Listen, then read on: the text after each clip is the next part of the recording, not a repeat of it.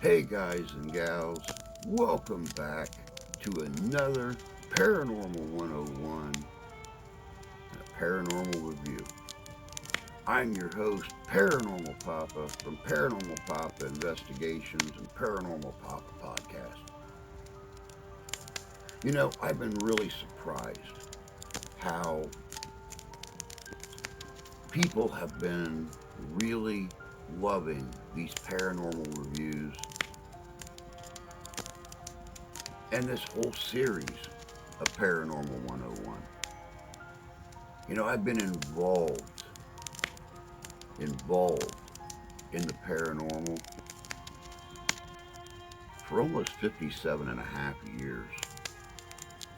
I've been investigating the paranormal for over a decade, but I've only been posting my investigations and the evidence that I find for only the last 5 or 6. And on this channel, not quite a year. I wanted to look at a team from out in Virginia, and I ran across them completely by accident. It's a team called Old Spirits Paranormal. These guys are best friends, and I really think that helps a team on their investigations, how they interact with the entities at the investigations, and how they interact with each other at the investigations. It all started with a video game. Where are you? Where are you? I'm right behind you. Oh I'm right behind you. I'm right behind you. you. Okay. Oh! During the 2020 pandemic lockdown, I invited my buddy T to join me in Phasmophobia, a heart-elevating ghost hunting experience from Kinetic Games. What came next was a fan favorite on my Twitch channel, Phasmophobia with the Phil Rossi Scream Team. And sure, we had fun. But as we started to see the end of the pandemic, I got a call from Phil. How would you like to do this for real? And now, here we are. Just two dads Living their best life while investigating the afterlife.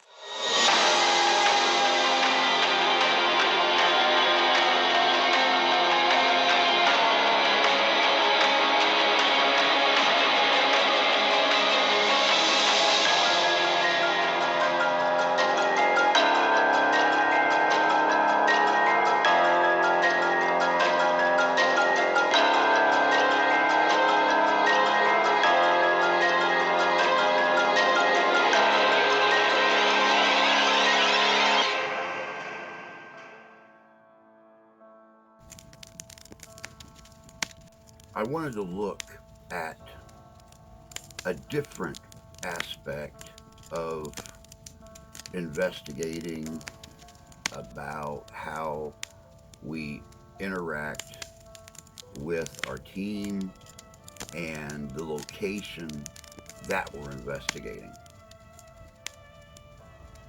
You know, like I said, I've been doing this for a while. I've been involved with Ghost-O-Rama for a while, and I have met a lot of really good content creators, podcasters, paranormal investigators. There's a podcast out, and some of you may already be subscribed. If you're not, I would strongly recommend that you do. When I met this gentleman that leads the podcast, Ben Goldman, he was still in college here in Michigan, but their college had a paranormal club that went out as a group, and sometimes individuals would go out, small groups together, to investigate paranormal claims around the state. He has joined up with Angela and Bree and started doing Crossroads of Curiosity, LLC. It's a great podcast, and they cover a lot of different aspects to the paranormal and the supernatural. I was recently watching one of their newer podcasts, and the podcast started off with investigating residences, the pros and cons, whether it's safe, what you're going to run into, but not just from a paranormal aspect.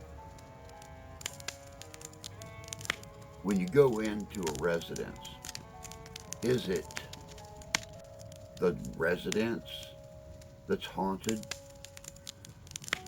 Is it the individual that lives there or owns it haunted? Or is there something more psychological involved?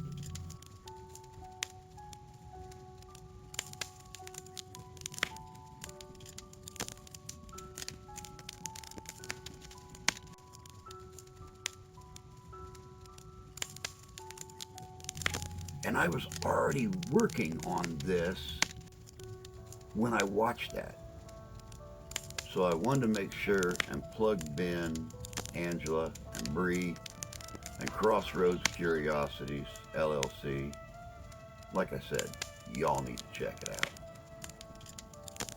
But I wanted to look deeper into the pros and cons, the do's and don'ts, the differences between a residential and a non-residential investigation. And I think Old Spirits does a real good job. Watch these next two investigations. The first one is only a partial investigation because it was way too long if I combined all the parts together. Very interesting investigation. And I know I rarely say it, but this is a team that I feel like does near everything right. I really like these guys. Check out this comparison between these two investigations. One is residential, one is non-residential, and we'll talk more at the end.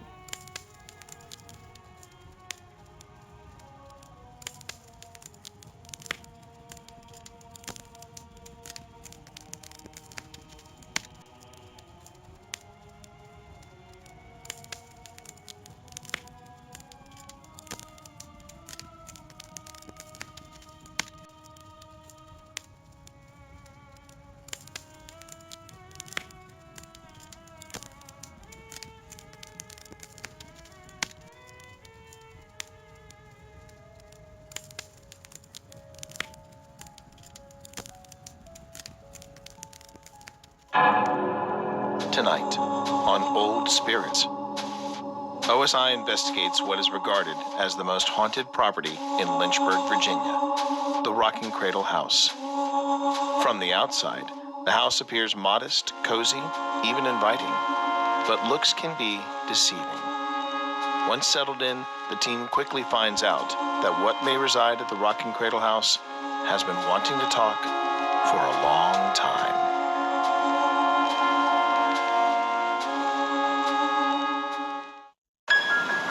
Would you like to tell us your name?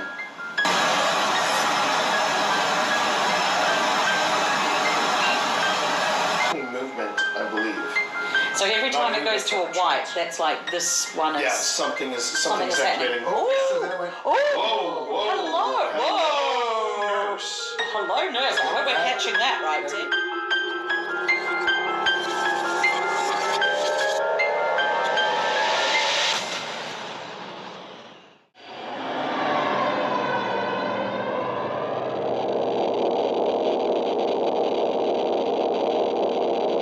Lynchburg is a city known for both the preservation and restoration of its historic homes, and much of its impressive architecture still remains, each with their own story.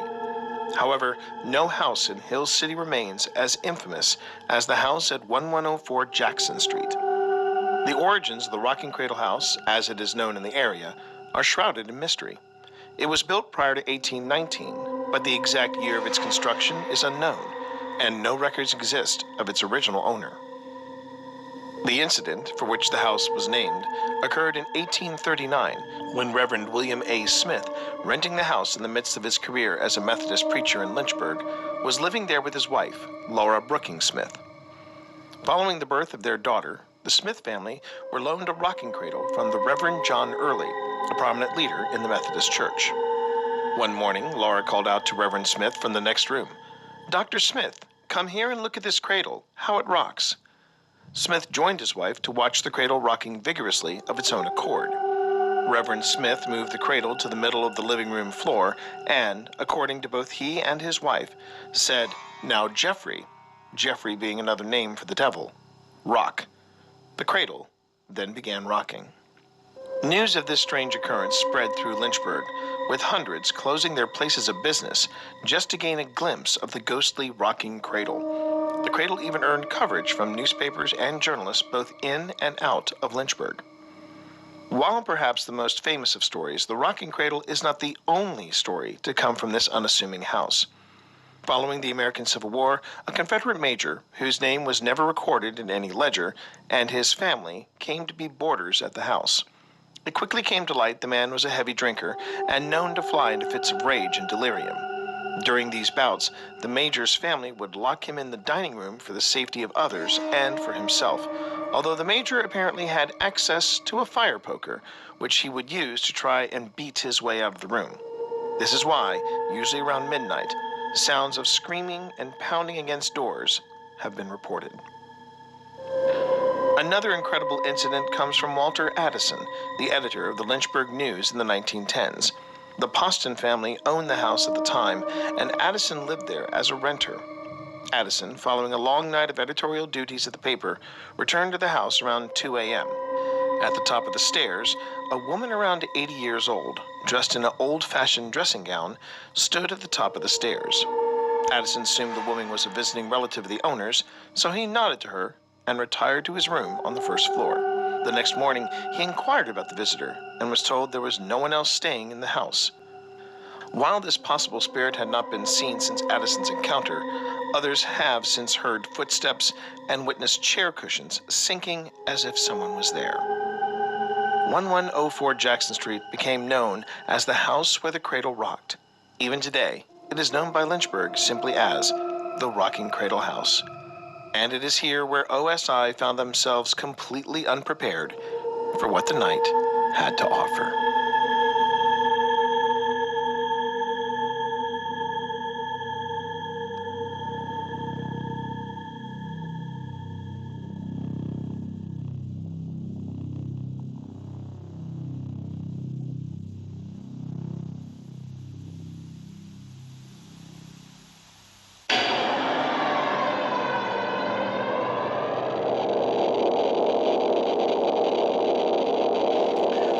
very mixed emotions about this particular place. This is the Rocking Cradle House of Lynchburg, Virginia. Yes, it the is. most, according to blogs, according to the newspaper, it is the most haunted location here in Lynchburg. And as you saw in the history hit at the very beginning, yeah, there's a lot that's happening here. Oh, so much. It blew us away. We were not expecting in any way anything that happened here. No, this place completely caught us off guard, and as you can see, we are back. We are back here, and this time we're going to try to spend the night. So this could be the final episode of Old Spirits Investigations, provided somebody edits this. But let's just find out. And as you know, of course, if you want to find out whether or not this is our final hurrah, you can go on ahead and like this episode, subscribe to the channel, and enable notifications for whenever we put up new content. Also, we'd like to get your feedback on the way we're doing our intros. We love feedback. We're trying out something new. Hope you like it. And yeah, if you want to give us feedback on what we're doing with these intros, got the handy comment section for this episode. Leave us a comment. We love to hear from our community. And where else can they support OSI? They can support OSI by becoming a member of this channel. Becoming a member gets you exclusive footage. And what else, Steve? And you can always check out our merch shop. We've got a new merch shop. We've got new products coming in all the time.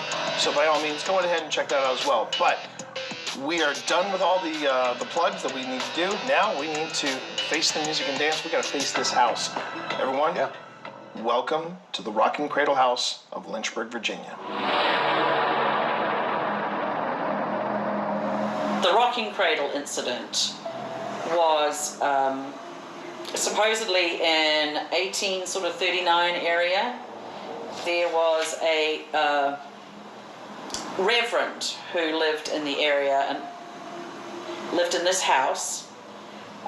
He and his wife had a young child, and they had a rocking cradle, which is still in the Lynchburg Museum that we saw. Do we know the name of the reverend?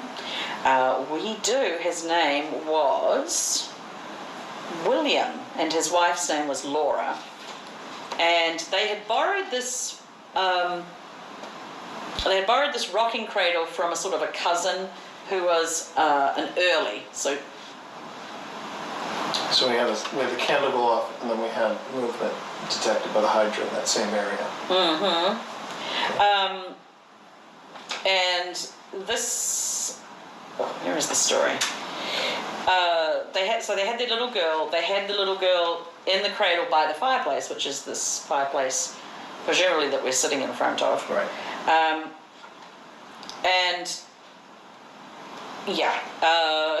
The cradle started to move. It rocked when on command. And the priest, apparently the priest, the pastor at the time, would ask it not to rock in the name of Beelzebub, and it would stop. You just got a green on the tracer the moment you said Beelzebub. Oh my God! Well, I called it something else though. It was definitely supposedly. So yeah. No. I was told that he called it something else, like Georgie, stop rocking. Stop, yeah. And then in later, Georgie, or Georgie. Okay, so I'm trying to remember the original because I just read the story. It's not in this book. It's not recorded in this book. But in another recording, there was movement from the same spot. I just heard. I heard footsteps upstairs. Yeah, I heard footsteps. Okay. So, but the. Did you hear that? There was a bang, like a thud. Yeah, I heard that too. Upstairs. But there was an original name. I can't remember if it was like Georgie or something with a G, and then in later tellings of the story, it became Beelzebub. Yeah. So this is where we have to. This is where we have to find the difference between lore and actual. Well, the difference about this story is it was actually recorded in the newspapers, and that people came to the house to see the cradle. And it actually did this. Yes, yeah. The first time that it happened, the husband and wife, the Reverend and his wife, came back, and the black lady, who I find it interesting, there's a picture of a black lady hanging over there. She was in charge of the children, or the child, and she was apparently in hysterics because the rocking cradle was just going non-stop. The constant rocking continued for days, during which rumours spread, and most of the townfolk dropped by and witnessed the sight for themselves. One contemporary account states that hundreds closed their places of business and went to see the rocking cradle. Apparently, after so long, the cradle ceased rocking and would rock only by human efforts. That was tea. That was tea. Oh, good, thank goodness. Sorry. So that was that's why it's called the rocking cradle house. But there are other things that have happened after that as well. So there was a guy called Walter Addison who was in charge of the local newspaper, and he and his wife rented a room in this house. Not to interrupt, but I'm hearing more footsteps upstairs. That's why I'm standing here. Yeah. Just try not to walk around because I want to hear them. Okay. I'm not moving. So, Right now. yeah. We might want to stay until 2 o'clock because this story is mentioned specifically 2 o'clock. So he was the editor. He stayed late working on the newspaper a lot, and so one time he came home about 2 o'clock in the morning, and they occupied a downstairs bedroom at the foot of the stairs, which would be kind of over there. There's a bedroom over there, and he opened the door and saw on the landing of the stairs an old lady about 80 years old, dressed in rather old-fashioned costume. And being very late and imagining she was probably deaf, he nodded and went into his room, assuming that she was a relative of the people who owned the house. The next morning at breakfast, when no such lady appeared, Mr. Addison asked if there was somebody who wasn't well, and the landlady said there's nobody visiting, and the rumour is that the old lady is a constant and cheerful ghost. Not many people have seen her since then, but they have heard her moving her feet around, walking around, heard the cushions and the chairs sink as though she was sitting, and noticed, here's a weird one, such other sounds as might be made by a lady. And the other story here is, it can't be verified. Oh, you like these stories? I heard a knock. I did too. Do you like this story? Okay, well this story is unconfirmed, but there was a major in the Confederate Army who lived here, and with material losses caused by the war and the general tendency towards alcohol, the major eventually got into a delirium stage of his drinking, and upon such occasions was locked in the dining room by his family, which would probably be in this room or that room, I would guess. I just heard a very loud voice from the back of the house. What was that? Something Yeah, sounded like it's something going moving on. on the stairs. There's a lot of overlapping talking. I mean, I'm not hearing what's No, we will stand still. So, yeah, so that's the major stories about there. But the Confederate major was apparently kind of went into like an angry frenzy, and he would beat things with the poker, like the walls, and pound it on the woodwork with his poker. Okay, that time I heard a bang from the back. But Phil, I know, is also walking around. I'm not moving. He's right over there. Oh, okay. Where'd But you hear that? did you hear that? There was a bang from the back of the house, I heard. I heard a bang from the area of the stairs toward the back. Yeah. That time I heard it. Various rumours have arisen in connection with this major, chiefly concerning the fact that at midnight the doors from this room, which I presume is this room, would open whether locked or not. People who bought the place in 1902 did not believe the tale of the opening doors, and they spent their first night in the first floor bedroom only to be awakened promptly at midnight by the creaking of two doors which they had securely latched before retiring. It appears that at slightly irregular intervals the same two doors would invariably unlatch themselves and open in a very slow and creaking fashion. What I thought. Phil, did you hear those knocks? Yes, Okay. that was not me. Okay, that's what we were wondering. I am taking some steps back into this room because I felt very weird in there. Okay. That candle right there that you see going on and going off, it's called the spirit candle. It is also from Ghost Stop. And this device basically picks up EMF fluctuations. And when it picks up a spike, it'll either be on or it'll be off. What setting do you have that at? Lowest. Lowest? Yeah, the lowest. I always set it at the lowest. Oh, good on you. Good on you. Very proud of you, babe. Well, now I guess now that we've got the background of the place, Yeah. Phil, do you wanna kick us off? Oh, with a little, I mean, whatever you like. yeah, I think we should spend a little time doing a classic EVP session, Okay. like the olden days. Ye olden days. Just for a few minutes. We'll use this recorder. I can see why spirits would sink into this couch because this is a very squishy couch. A very squishy couch. Okay. Okay. Start the recording.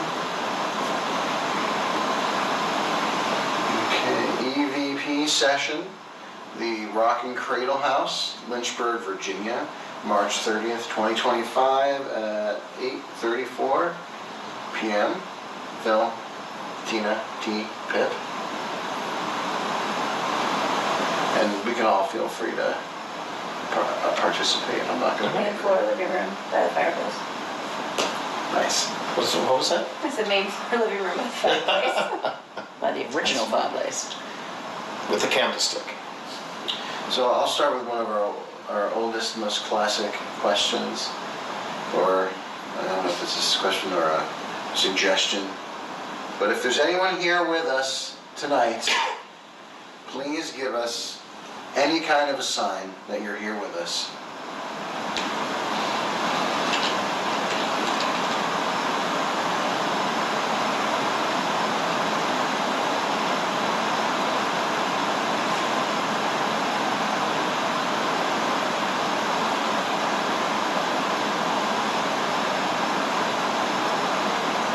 What did you just hear? Felt like footsteps. Okay. I heard like a little knock, which might have been the footsteps.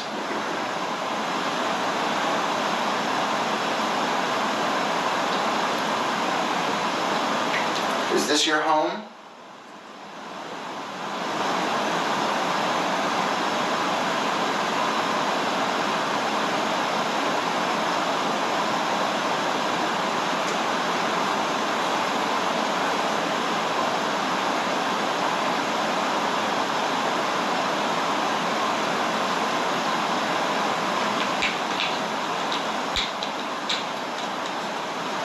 Would you like to tell us your name?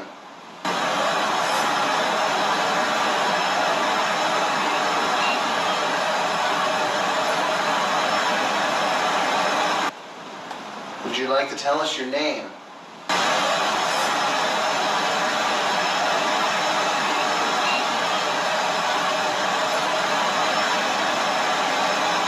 Felt like I heard Yeah. a voice or something back here. Yeah, like a whisper almost. It wasn't a whisper. It was much louder. If that was you, could you speak again?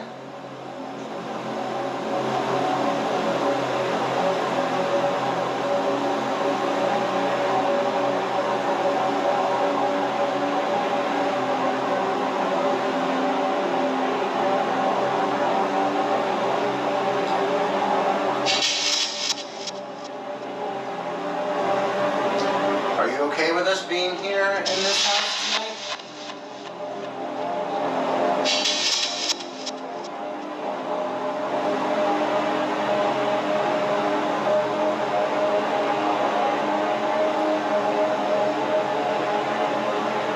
So I'm hearing something coming from the kitchen Yeah. area. The only problem is I know there's a refrigerator back there and it's making ice. So there's a possibility that could have been the refrigerator. I don't think it is. It's making ice good. Yeah, but remember, they only make ice based on if the ice is low. And I'm just putting that out there. that's good. God bless. So, this is not something where we're asking you to do tricks, whether it's playing with our devices, which we do appreciate because at least it tells us that you're here. But we are trying to communicate with you. We don't know if you're used to any of the devices that you see here, but as you probably figured out with the candle and with this brand new one, it's new to us as well, these devices can't hurt you. But what we're trying to do is we're trying to communicate. Do we have a device in the kitchen, like the archway of the kitchen? Like for No, noise? but I can put something Can we like put something there that Yeah. just makes noise for? Am I assuming that we are done with the EVP section? No, I'm No, not. Okay. No. Because there was, did sound like something was But I was going to ask, and I'm, No, those What are was people. that? that was from outside. Okay. That was from outside. But I was going to ask, can you share with us a favorite memory?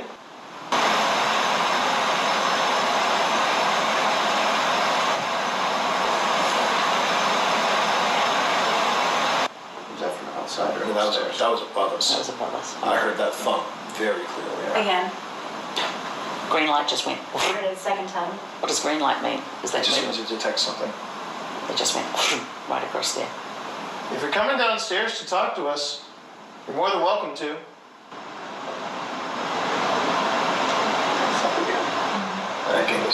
That gave me the tingles. Okay, I'm gonna go and, yep, that was me. Yeah, that was me.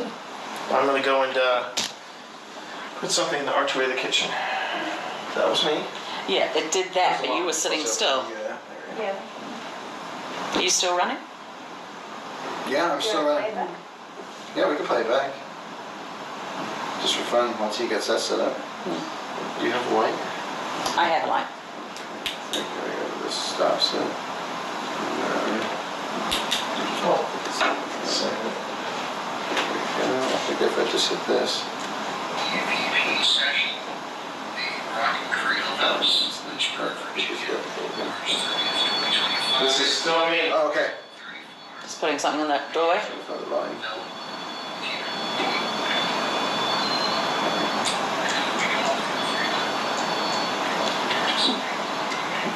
That's max volume.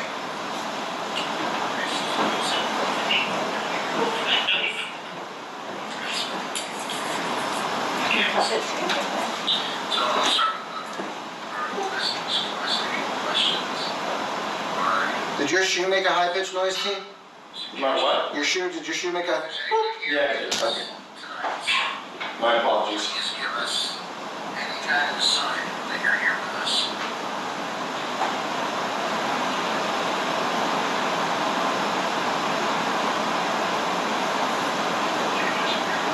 Yeah, it's too quiet. Right. Okay. Yeah, it's too quiet. Did you hear that thump? I Yeah. heard another thump upstairs. I heard a voice too. Where's the voices from outside? I haven't heard any. Yeah, I just heard voices Outside, outside. Is the car locked? Can you check it in the car? I forgot to mention in the story that the child and the mother died. I don't know the name of the baby, but the mother's name was Laura. Really?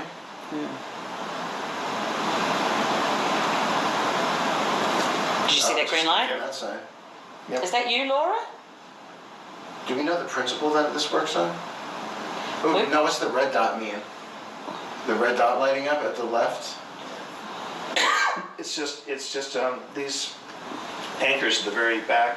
No, there's a red light that lit up extending out from the anchor. So it wasn't the anchor. Oh. 2 LEDs lit up red. I didn't see that. Well, it's supposed to mention, Nope, now one just lit up red. it's supposed to be Oh, I temperature. see Moving forward, it. see it? Oh, I see it. Yeah, Oh. that should have been. It's detecting movement, I believe. So every time it goes to a white, that's like this one is. Yeah, something is Something is happening. activating. So then it went. Oh, Whoa! hello, whoa. Nurse. Hello, nurse. I hope we're catching that right, That Tim. can- Yeah, that's over there. That's. But on is that, camera. if that's filming is that filming an IR or a regular spectrum? No, it's filming a regular spectrum. Okay, Trust me, I can see beautiful, it. beautiful. Oh, and then the light goes on. Is that you, Laura? That was so neat. It was very. Laura, I just saw that again.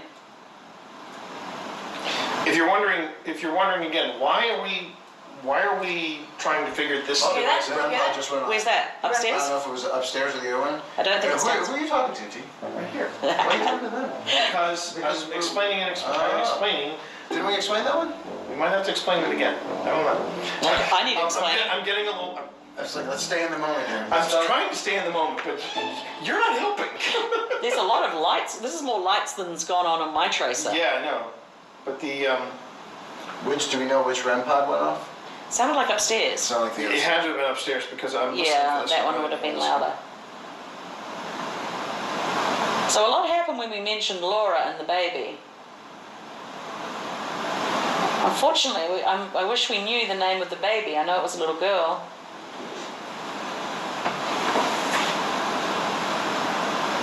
Oh, just lit up and lit up. REM pod again? That was back here. That was back here. I'm so sorry that happened to you, Laura. And William.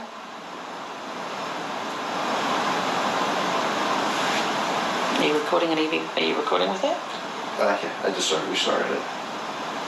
If you could tell us the name of your baby, we would love to know her name. It's that one by the kitchen. Because history has forgotten her name, which is unfair.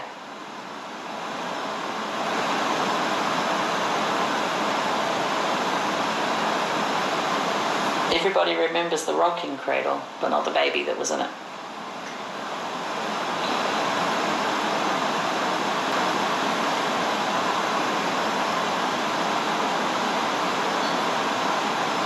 It's still there.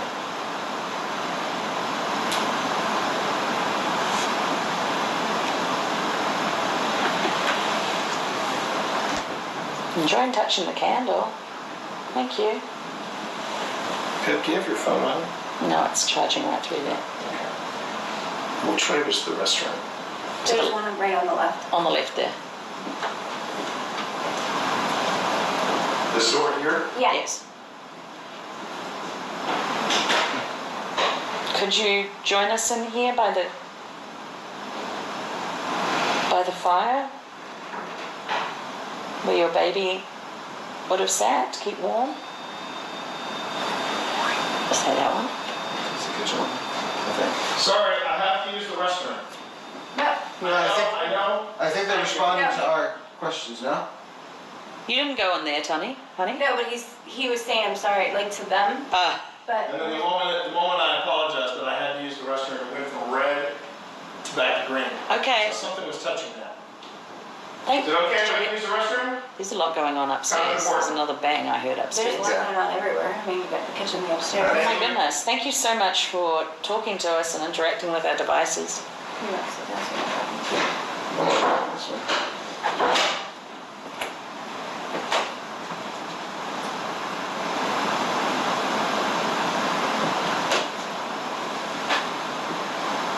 So I feel like there's a lot of people here with us, different people from different times.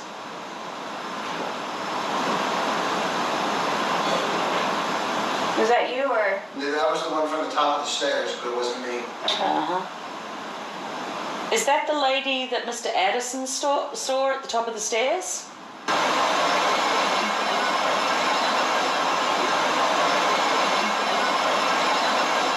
Would you like to come downstairs and talk to us?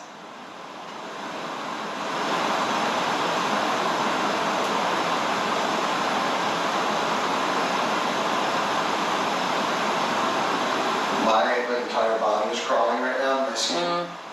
I haven't felt this way in a very long time.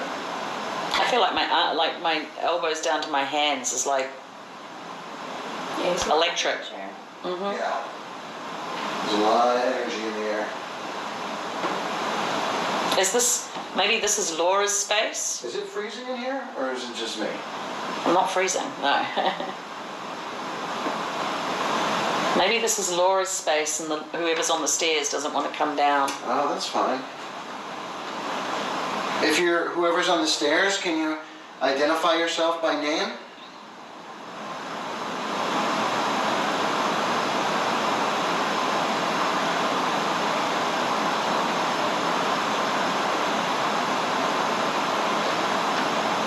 I do feel like I heard another tap upstairs after you said that.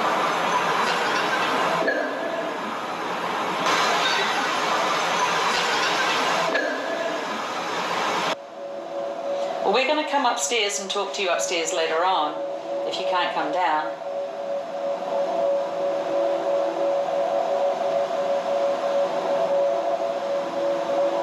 I feel like I heard a lot of noise upstairs just now.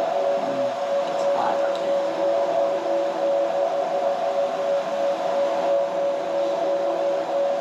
Is that tea? I think that was tea. Is it? Okay. This thing is pretty freaking cool. This is real, yeah. What is it called? Hydra. So Laura, if this is the spot where you sat with your baby, maybe could you touch this candle for me? Let me know this is where you sat. That's tea. That's tea. That's definitely tea. I hope that's tea. It is me. I wanted to say real quick, thank you for letting me again use the facility.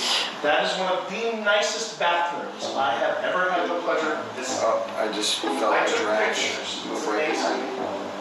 Not of me going to the bathroom, it's the bathroom itself. Okay. That's very nice. You're welcome. I want to make sure I clarify that.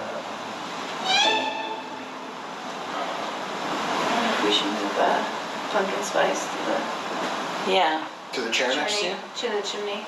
To the chimney? To the chimney. Like fireplace Oh. chimney. We could. Did you say that? Yeah.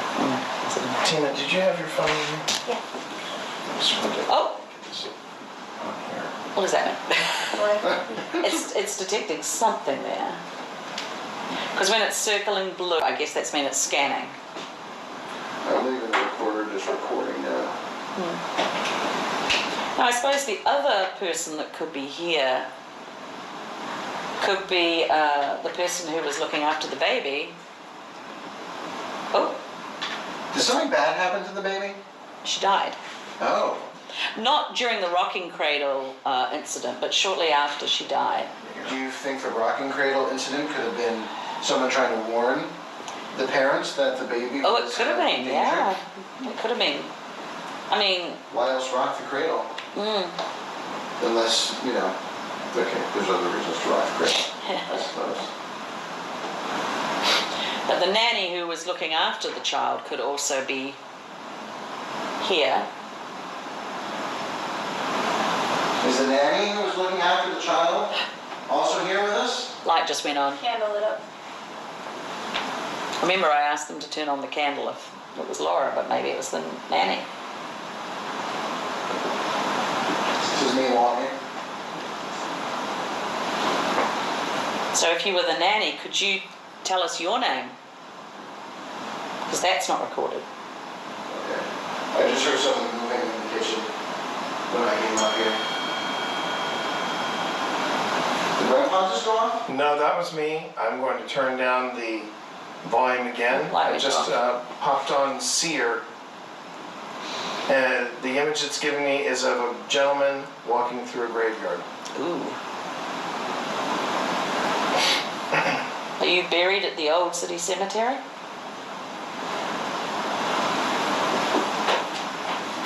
I'm moving over to the other side of my wife.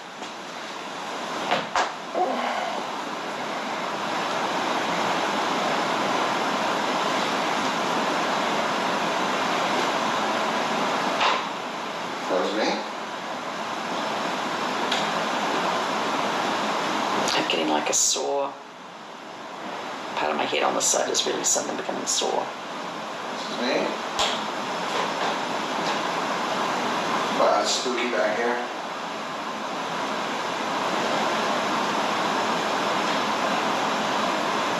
Is there anyone at the top of the stairs? We thought we heard you earlier. Ooh.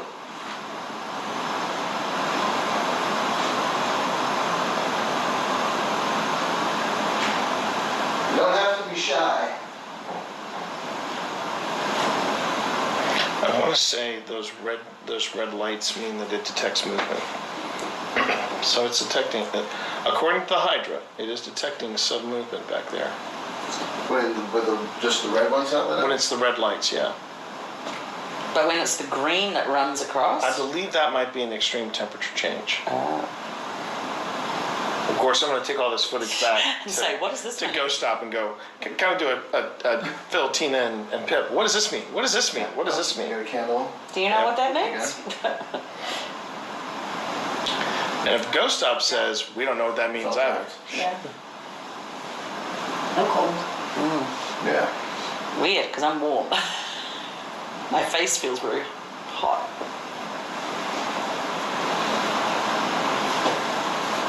That could also be the alcohol you consumed during that. That was quite a while ago now. That would be pretty impressive. That was barely an hour ago. What are you talking about? Yeah, that's actually been an hour and a half at least to move almost to. 2 hours. Yeah. Of course, everyone's going to take Phil's side. You share a name. Yeah. Sorry. Sorry about that. I really feel like I want to do an Easter session down here, Yeah, I'm all for it. especially sitting right here. Whenever you feel so inclined to do so. Do you want to ask me the questions? Well, Yeah. yeah. Oh. Ooh. What are you getting? I'm getting a very accurate description Of a submarine. of a submarine. On a Confederate submarine? It's hard to know what the word is for that. Yeah. Obviously, nautical. Interestingly, we got something else for Navy. Were you in the Navy? This is Phil making noise looking for his cola. Isn't that it over here? It's over here, Phil. Thank you. If my cola's over here. Your cola is over here.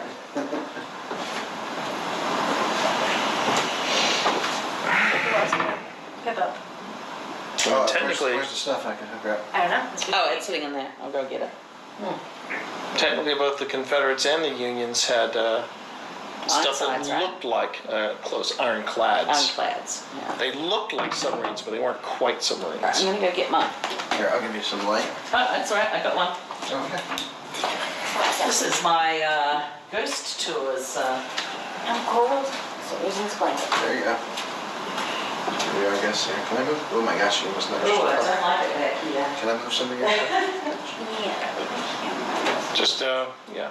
Move this This one. GoPro? Yeah. I feel like there's somebody in that window. Hey, wait, interior where? window. Yes. In don't which you? window? Huh? The interior window? The interior? Interior, that window, that would have been the original outside window. And watch your step around these, yeah, because that's picking you up. It can be. Hey, she got juice. Well, we'll see how much juice we have. Laura and William were the name of the two people, just.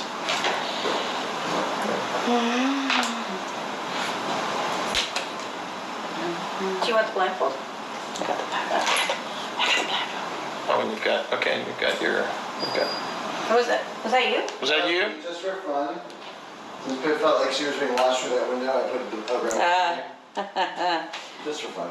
Just for funsies, this is our fun. That's how we have fun. So what's happening right now is Pip is getting ready to do something called an Estes session.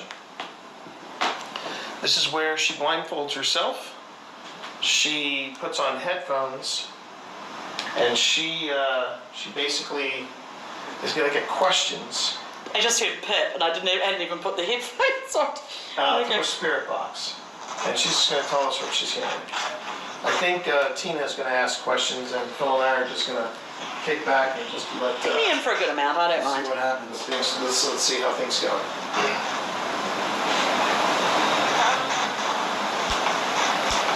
So you know. No, that was the spirit box. No, I was just Huntington. I think I went. We'll go with 3.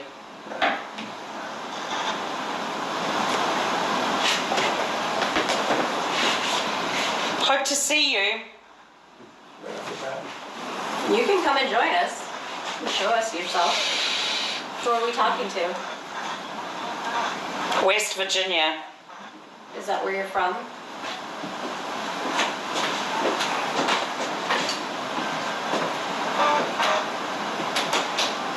Who else is here?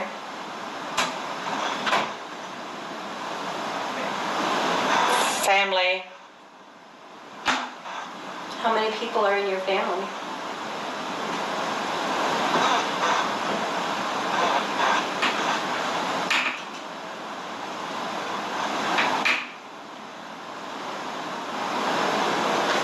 Can you tell us anything about your family in this house?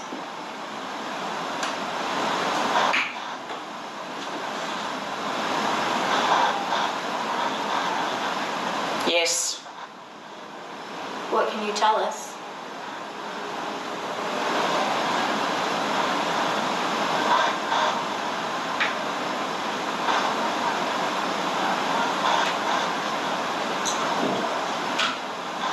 Willing to. There was just a really loud sound from the kitchen. Seer just created a Ouija board Gold. in fire. Gold. What about gold? Is that something your family was involved with?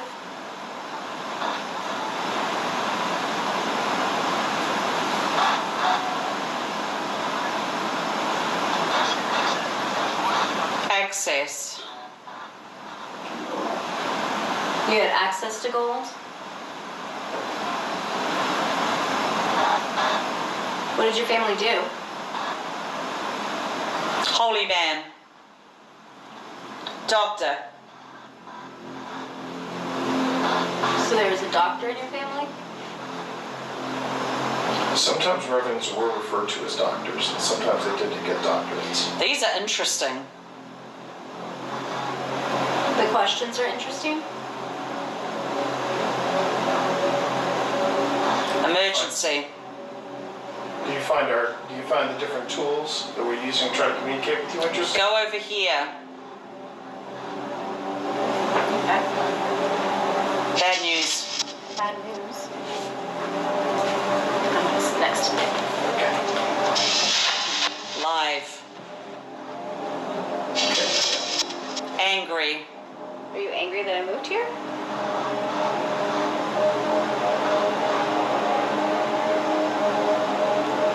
It is very weird to do in Estes. Lower. Very close to some. Lynchburg. Yeah. This is in Lynchburg. Yeah. That is where we are. Who else is in this house? Fascinating. Can you tell us more about you? I'm with you. With me. Holy Christ on crutches. The sounds I heard from back here were so loud. All right. I'll come over to where you are, Phil. I'd like to know more about you. Can you tell us more about you? Are you touching Pip right now? I see your hands moving. You can bet on it. Can we have a name? Do you feel better? I'd like to know your name.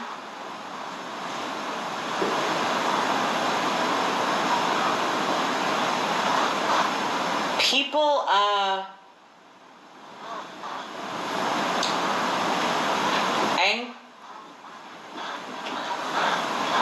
oh.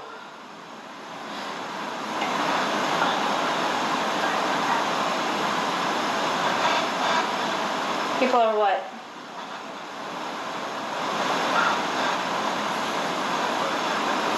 To the left. Are you talking about the fireplace?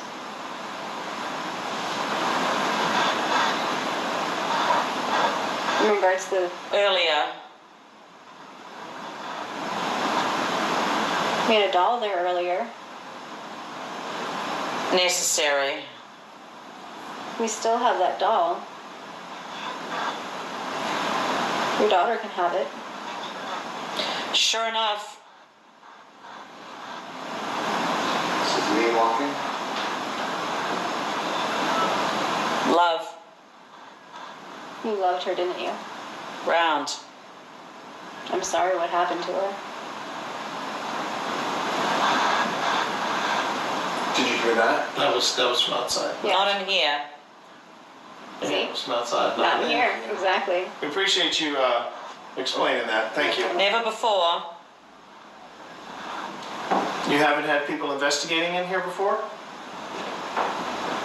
Today. I said that to Pip earlier today. I was like, she was asking, she's like, I wonder if anyone... Behind you. It's exciting. It's exciting to talk to you. Do you want to tell us? Oh, I just just gotta look at me. Did you just touch my friend Tina? Are you standing behind Tina? You weren't moving, but that just lit up over there, right next to you. Do you want to tell us about your daughter? Hey, Hi there. woman's voice. Can you give us your name, please? You're telling me. What was the name of the woman? Do you remember? Laura. Desperate. Laura? Laura, are you talking through Pip? You've got me. Do it. What do you need us to do? Sorry, I shouldn't chat, right? No, you can chat. I feel like you want to tell us something, Laura. It's a lucky time. What is the time?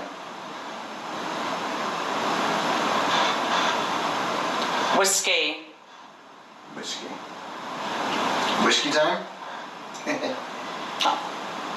I think justice. Time for justice? I feel like she's getting a lot. Do you see how she keeps gripping the chair? Yeah. Could you maybe slow down a little bit? Take a deep breath. Oh, Tina's got stuff. Oh. Okay. Sorry, you can sit there. Yeah, Just much move worse. it. I just saved your Yeah. You're welcome. I'm the judge. Now there's someone different talking. Yes. Did a judge stay here at one time? Who's that? That's T. Morris. It's crazy. What's crazy? This game can get a little crazy, but that's a story for another time. Let's talk. Okay, Judge. Do you have a name, Judge? Father's here. I just wanna. Can you slow it down just a little for her? So she can hear you just a little more clear. It'll make it easier to talk to you. Do you see that? Tell us where to look.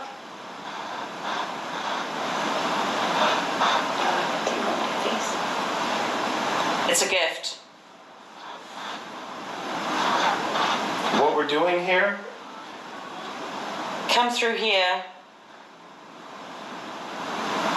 Are you trying to get us to go upstairs? Immediately. Or the kitchen.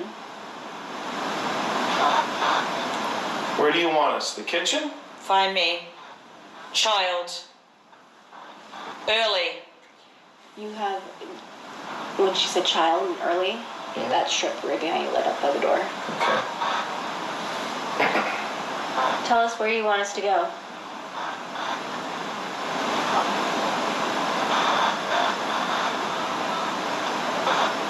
It was a bitch.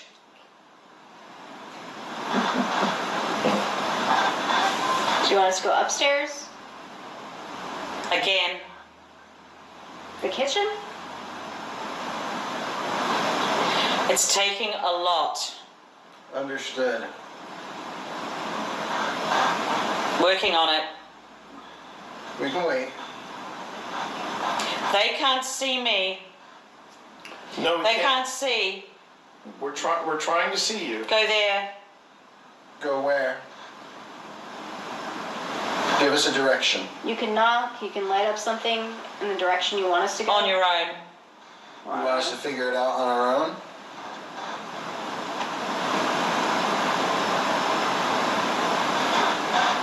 Do it. You should speak to the microphone. I wonder if they're talking about your recorder. When you were doing the EVP. I appear to be. Well, that's why we have this device. Too. We have this. Who's that girl? Well, that's Tina. Me. Unless it's a girl that we can't see, that they can see. She's the one. Say it. Are you talking about one of us?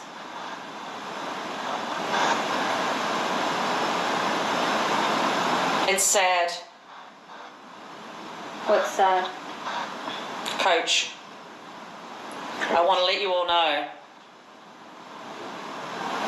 let us know what? Eyes. It's picking up something. I'm upset. What's upsetting you? But the draft I'm feeling. You should pray. I really feel like that's AC. Could be. It's a scheme. Wow.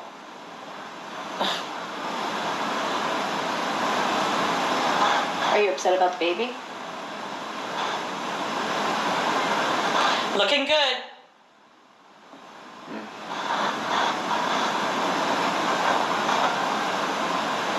Are you touching Pip's head?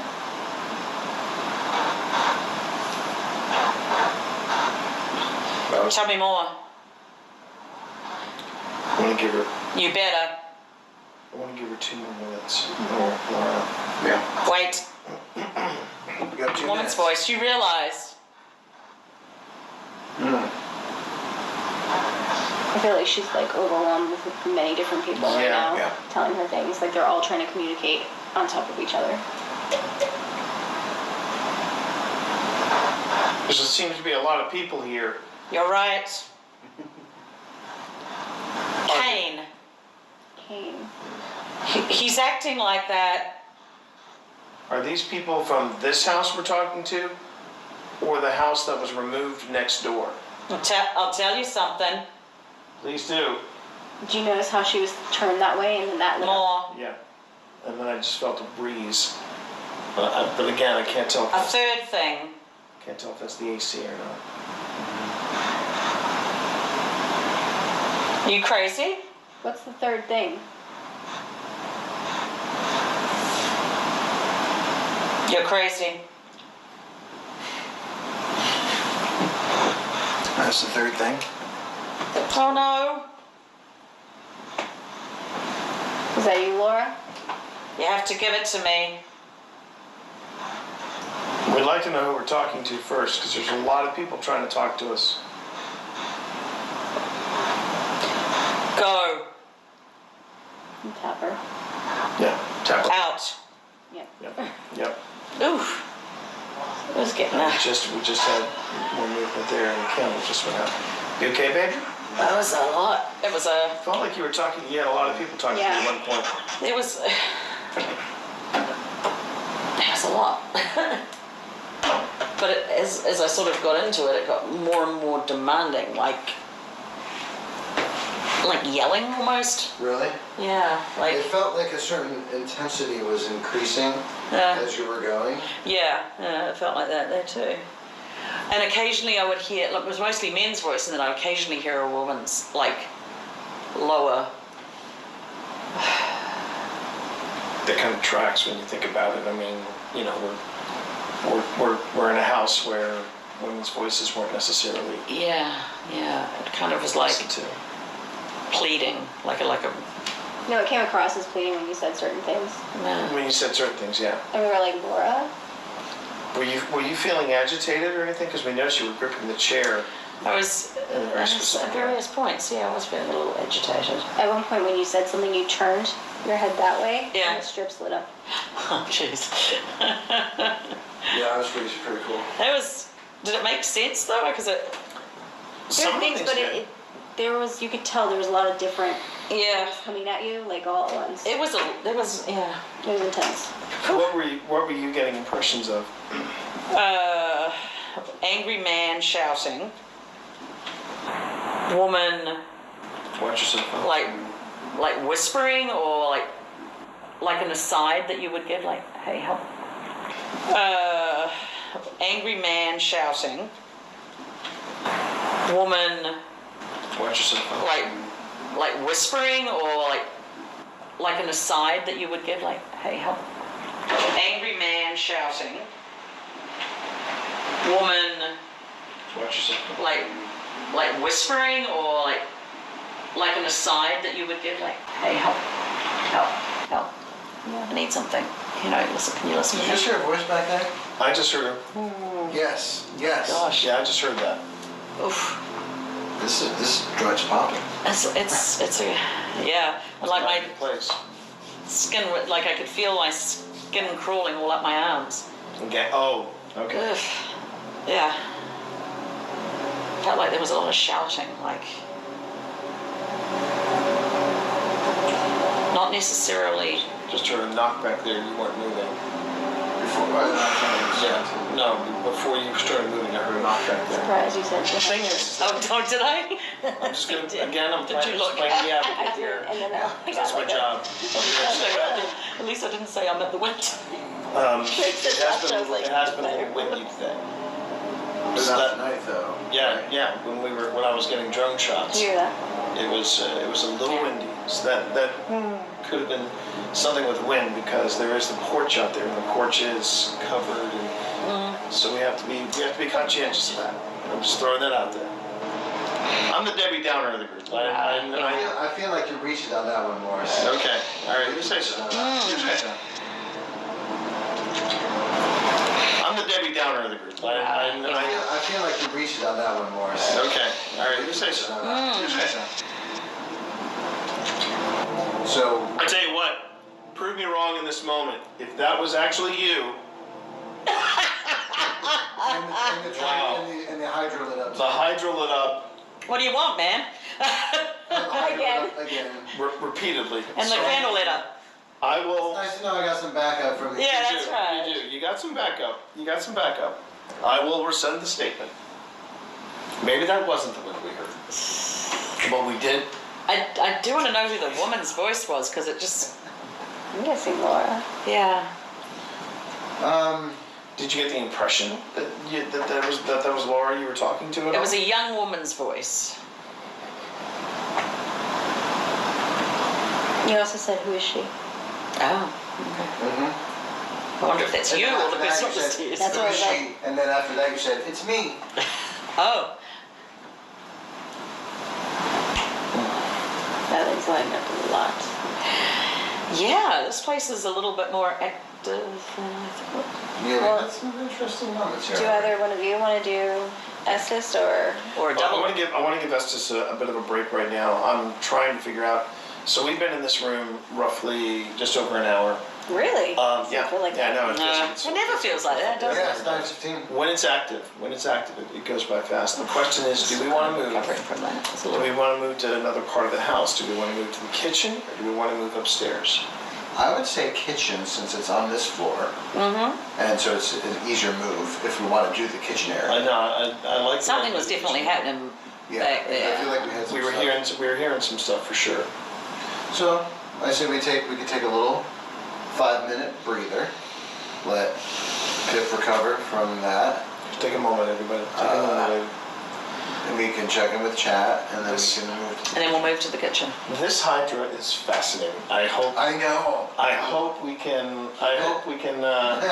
Well, that. But I'm also hoping that Ghost Stop can at least answer a few questions on how we're using it. One of the things that they said about the hydra is that it allows for. It doesn't have to be on a super flat surface. Oh, that's good, because yeah, the tracer was could be a little finickety if the. That's saying, Oh, if I remember correctly. Yeah, when we took it to the wayside, they had a real brick surface that was up and down, and so even the slightest little variation would trigger it off. Step next to it. Oh, But I think that's moving too.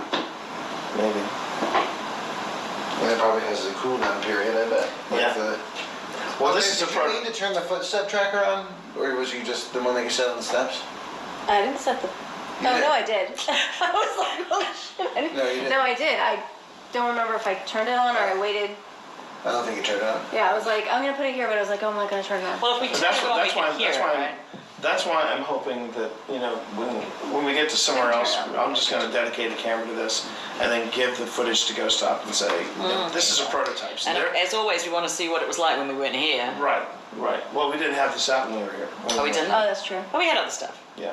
Well, Remington was in the doorway. Yeah. But this could be something that we leave when we go upstairs. I don't know if this would be appropriate up there because it's not got as much room.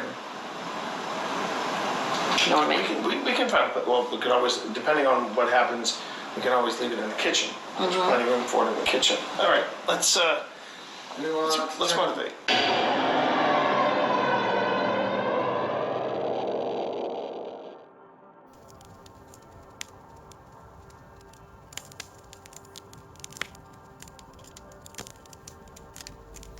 Hey guys and gals, uh, what you just witnessed, in my opinion, is probably one of the most perfect conducted investigations that I've ever seen on a video. They stayed true to the history, to their knowledge of the property, to the names of the individuals that they knew. The Rocking Cradle House is very well known in the Lynchburg area in Virginia and in the area around. But it's not a super widely known place, and it's a place I'd like to visit. Being a parahistorian, there's just something about it.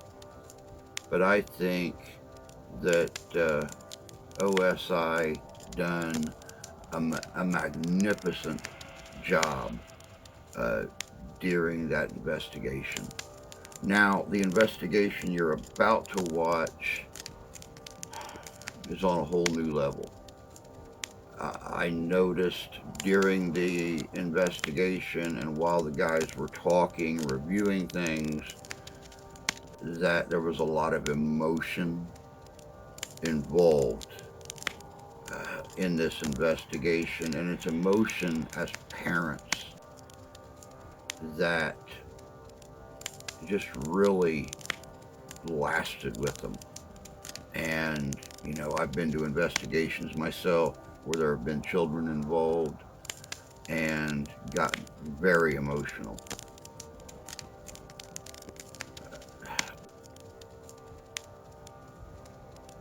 As the guys talk during the investigation and while they're reviewing it, you'll hear many references to the entities at that location telling them, no, it's not safe to be here with us at night. And I don't believe that it is a spiritual threat. There they are in the Virginia area of Appalachia. There are bobcats, there are bear, there are cougars that all run that area at night. And I think that they were being warned that physically, not spiritually, but physically, it's just not safe to be there at night. But as true investigators, are they going to listen? Check this out. This is a good investigation, and you will see one of the biggest differences between a residential and a non-residential, the environment.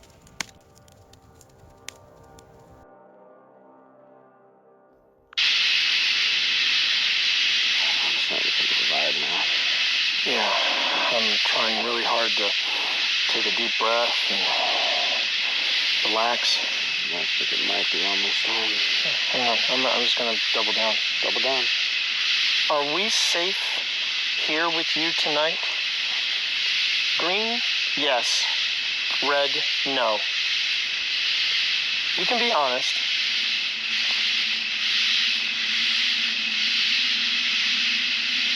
Are we safe with you right now? Green, yes. Red, no.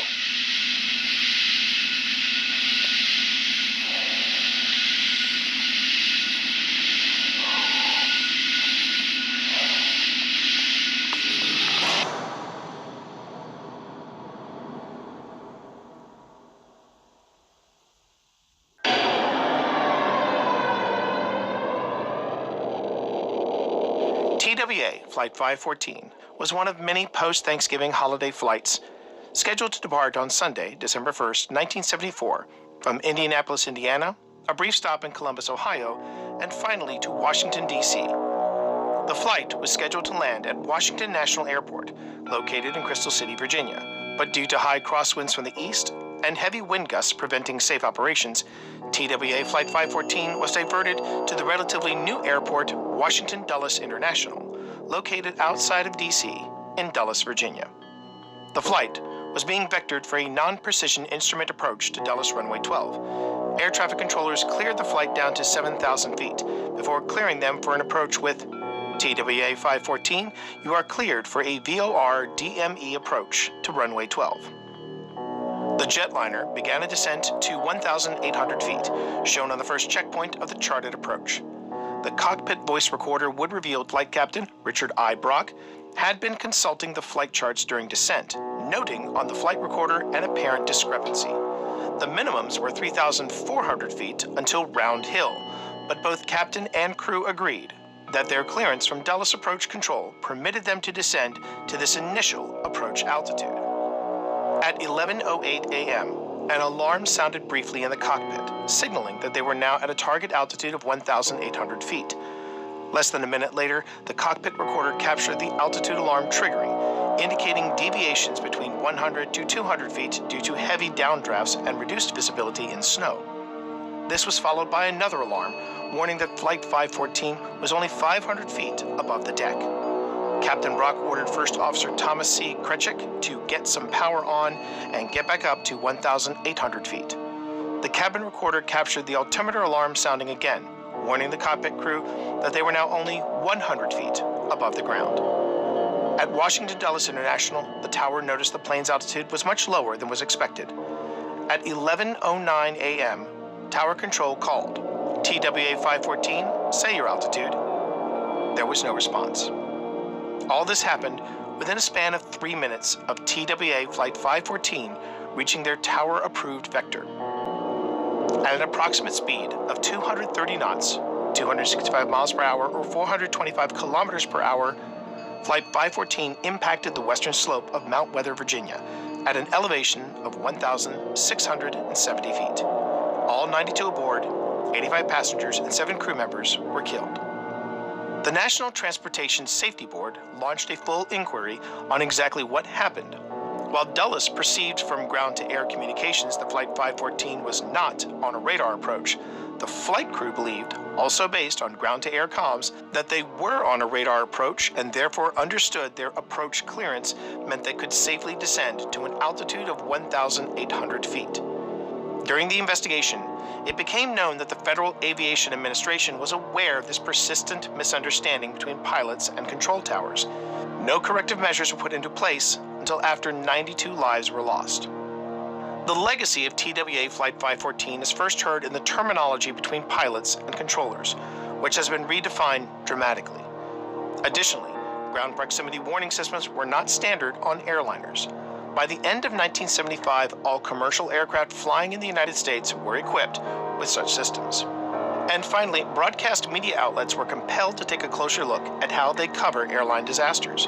2 Indiana senators, Richard Lugar and Birch Bayh, were scheduled to be on the flight but were notably absent from the manifest.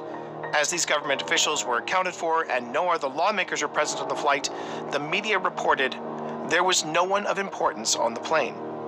This brought about a backlash from surviving family members of those on the flight. Also overlooked by the media among the passenger manifest was Roscoe C. Rock Cartwright, America's first African-American field artilleryman promoted to Brigadier General. A highly decorated soldier, Brigadier General Cartwright's honors included 2 Legions of Merit, 3 Bronze Stars, and a Meritorious Service Medal. TWA Flight 514 is commemorated with a modest memorial honoring the flight crew and passengers, and the documentary Diverted, the story of TWA Flight 514, now playing on YouTube. On ascending Highway 601 of Mount Weather, you can catch a glimpse of the rock Flight 514 struck, decorated with crosses and offerings, a site easily mistaken for makeshift memorials to car crash victims seen across the United States. What remains at that crash site today, however, is open not only for question, but intense debate.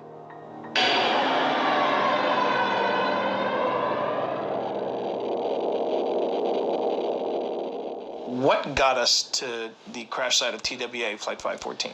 So back this must have been the tail end of last winter when I had done several Don't Turn Around episodes by that point, and I was experiencing the itch, the desire to get out there and do some investigations. It was before we had really even talked about it, where I started trying to figure out, are there any places that are close by that I can maybe go to during the daytime to check out.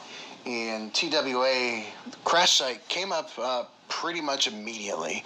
So when you called me, it was at the beginning of the day. I remember you called me and you said, we're heading out to this crash site and we want to know if you want to come with us. And we were, as we're going, right before we went out there, I want to say you told me about the documentary TWA Diverted, the story of Flight 514. Because that night when we got back, that's when we knew we needed to know more about this spot, and we started Googling, and the Diverted documentary came up, and we watched it that night. And I watched it right before we went out there. Yeah. Right before we went out there. And it was the outcropping of rock. I remember when I was watching Diverted, I was like, we've driven by that several times, Pip. And then when we got out there, I'm like, yeah, this is it. The crash site covers a distance in an area that's roughly 2 football fields. Right. Where we were just surrounded by trees. We were just surrounded by trees, except for this one area.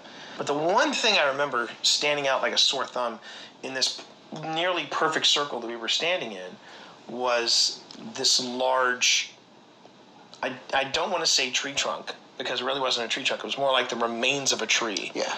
And I remember the tree looked singed, and I also remember the angle of that top part. It was a clean cut. Yeah, and this was a good size tree. It was huge. When that plane came in, that was already that was an old tree. I mean, let's face it, all the trees on that mountain were old at the time. Right. I mean, this is one of the oldest mountain ranges, if not part of the oldest mountain range in the entire world. This is old land. Right. And so we go into the middle of this, and we crack into the gear, and again, this is where we have to talk about what we brought. Let's break it down. So let's break it down. We brought Simon. We brought back the Flux 2, and I'm gonna save my thought about that in a minute. So we brought that in. I had my video camera. Yeah, I had my camera as well, which is still with us today. It's still going. Good on you. We had 2 H4s. 2 H4s. What else do we have? We had an H1N. Right. We had the Evistar L157 digital recorder. Coming up on a 5-minute paranormal. That's right. And your new investment. This was the debut of the REM pod. Right. So this was. That's going to be a future 5-minute paranormal, isn't it, Phil? Yes, it is. Okay, good. And so that was, I think that was the. Oh, and then we had the K2 meter. We had the K2 meter as well. So already our gear had grown a bit, and that idea of, okay, we're going to film as much as we can this go around. Yeah. First clip of the night. This is what I would call the establishing shot, and what you're going to see in this clip is that I found what looks like a well pipe, and it was the best flat surface that I could set the Flux 2 on. And this is how you basically set it up. If I come up to this, it's a little bit of show and tell. When you come up to it, if you come up on the other side, it does this. And you notice how close I'm getting to this. So I'm going to back over here. And I want to see if you can do that. You can actually making the red light go off. Can you Yeah, these are the REM pod. I'd like to see if you can make the red and green light go off. Could you do that for me? And there it goes. That was the green light going off. Was that after you had just set it up? After I just set it up. What about the red light? Can you make the red light go off? I know you can do it, but thank you for that. If you can make the red light go off, you and I can have a conversation. See, this is one of the things you have to do with the Flux 2, is you have to basically set up the parameters. Yeah. You know, not just can you make the red light go off, it, but also setting up questions and explaining to whatever's there with you, this is how it works. Yeah. And already it's gone off more times than it did at Belgrove. And it didn't take long for it. Not really, not at all. I think we've been out there maybe 5 to 10 minutes. Yeah. Back away. I can back away if you make the red light go off. And there it goes. And there it goes. And there it goes. And of course, you two were not there to see that. The red light just went off. You kind of have to test the waters and say, okay, you've made the green light go off. Can you make the red light go off? And then once that happens, then you can start establishing trigger questions. And just to piggyback on that too, I think also what instantly makes this clip and this interaction compelling is that, and again, we're not saying definitively that this is what was happening, but the fact that you said, you know, green light goes off, and then you come back around and you say, okay, if you do the red light, I'll back up, and the red light goes off. So it's compelling. It is compelling. It is very compelling. I think what just amazed me about the performance of the Flux 2 was how responsive it was to not just me, but to all three of us, like right here. My friends Phil and Tina are very happy that my device is working. Thanks. Wow, thank you. So nice. That is very kind of you. Would you be We asked if we can go up there. open to trying another device if I brought it close by? Green for yes, red for no. You're going to hear that a lot in this episode. Thank you so much for doing that. I know. That's awesome. That was really awesome. You'll notice too that when the flux is going off, you'll hear the rapid beeping. That basically means it's detecting something getting closer and closer and closer to the device. And one of the things that I've been trying to do through this entire investigation, because it is one of the things that I think is the challenge of this investigation, is we were outdoors. And I just wanted to make sure there was no insects, nothing crawling on it that was triggering it off. And as you can see in the video, there's nothing there. Yeah, and when you first played that for me too, and it was the rapid escalating beep, because we're accustomed to hearing that sound on investigations when we're getting set up or moving stuff around. Right. And I was waiting for that was me. I was waiting for that, and it didn't come. And I had to process that for a minute because that was quite the response. And it was responding to the fact that I had been there. Tina had taken a couple of shots, walked away. Tina, of course, our official photographer of Old Spirits. Make sure to follow her on Christina Rossi Photography. I got that right, didn't I? Yes, you did. And you got yourself points, and maybe I got some points by proxy. There we go. Even better. Even better. But but yeah. I mean, that was the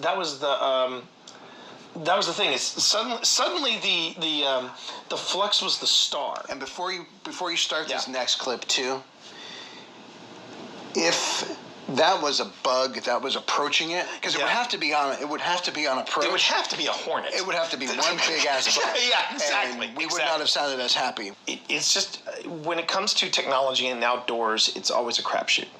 Yes. And again, going back to the flux, I will say that I don't think it was anything like gnats or bugs or anything. I saw nothing crawling around these things. And then so all three of us are here. We're hanging out with the Flux, and we had this little exchange. Not only did I think that the MVP of this particular investigation was Simon, but I think Tina was a favorite. Tina was a favorite because we'll let the clip do the speaking for us. Maybe you feel crowded or under a little pressure with 3 people standing here. That's fine. Thanks for making that go off while I was here. But I'm going to give you guys some space. The spirit seems very comfortable with the 2 of you. I'm just going to go back over Do you want one of us to move away? Green for yes, red for no.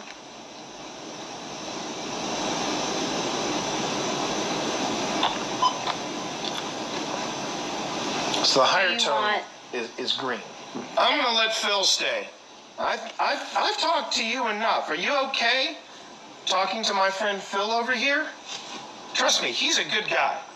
He is such a good guy. I'm a PR agent. So can we have you talk to Phil? I'll turn. Green for yes, red for no. He might even sing to you if you're nice. I shouldn't put that kind of pressure on you. Green for yes. I should not. Red for no. Put that kind of pressure on you. Listen, I did not sing, for the record.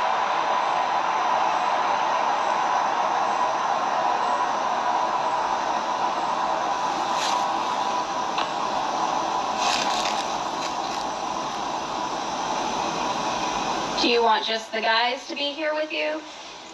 Green for yes, red for no.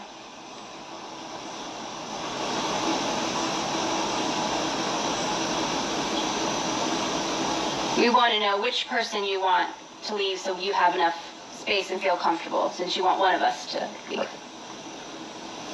Do you want me to leave? Green for yes, red for no.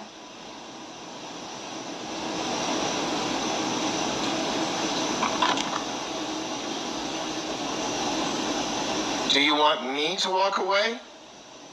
Green for yes, red for no.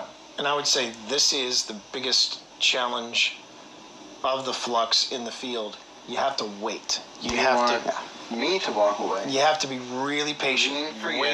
Wait for those responses. Red for no. They're worth the wait. They're worth the wait. They are. And you'll see why in just a second. Since we didn't get an answer, I'm going to step away and leave you with these 2 nice gentlemen. Is that okay? Green for yes, red for no.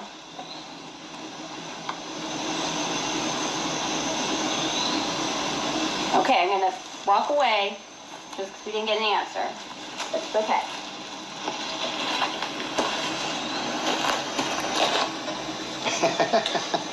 I think they want you to come back. Oh, coming back. Sorry. And that, I mean, I was really impressed with how responsive it was to Tina. I'm starting to wonder if our wives are like spirit whisperers, because they love talking to Pip, and apparently they also want to talk to Tina. I'm going to ask again. Do you want us to leave? Green for yes. Red for no.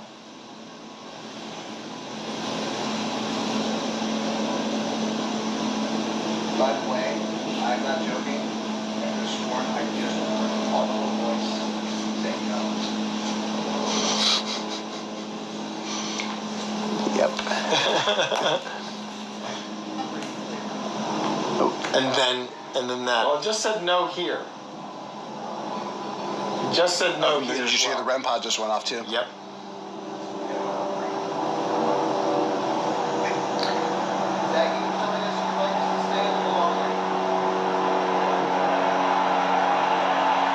Would you rather not talk to the boys?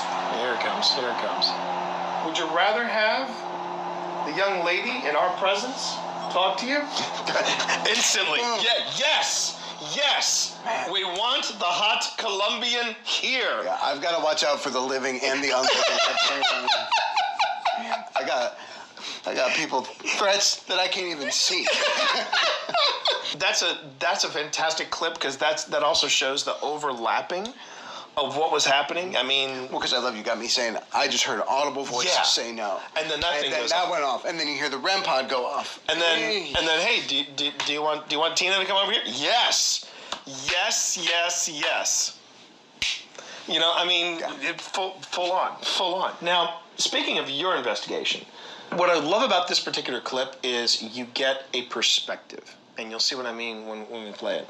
There's not many places to sit.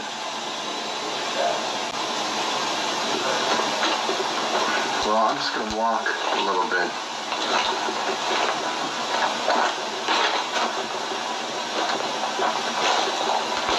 Maybe feel better if I'm on this side.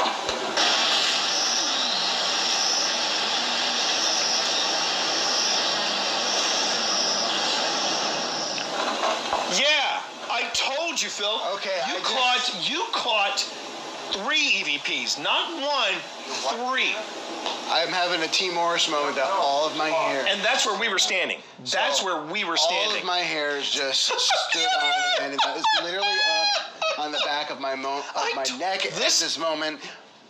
Buffering. It's buffering, isn't it? It's buffering. Here's the thing. Every hair on my body's buffering at this body's moment. buffering. Yeah, my body and mind are buffering. My body and my mind are buffering. I have been for months and months trying to determine what that first EVP was saying, the one that's kind of almost melodic, because that was one of the first ones I caught. I didn't even have my headphones on at the time when I heard that one. Now, I'm going to say, I think a lot of the EVPs that we capture in here, they're going to sound better with headphones. What is also, interesting, it's probably the wrong word for it, but in places like Crescent or at the asylums, and I'm not taking away from the tragedies that happened in these places and the lives that were lost, but it was lives lost over the span of years, where here, this was almost 100 lives that were lost in an instant. And they never saw it coming. They were in an instant. Yeah. And I think that I think this clip in particular was my moment. This was in the moment with me and Tina, and the reaction from Simon here. Do you have friends from the flight that are with you here right now? Green for yes, red for no.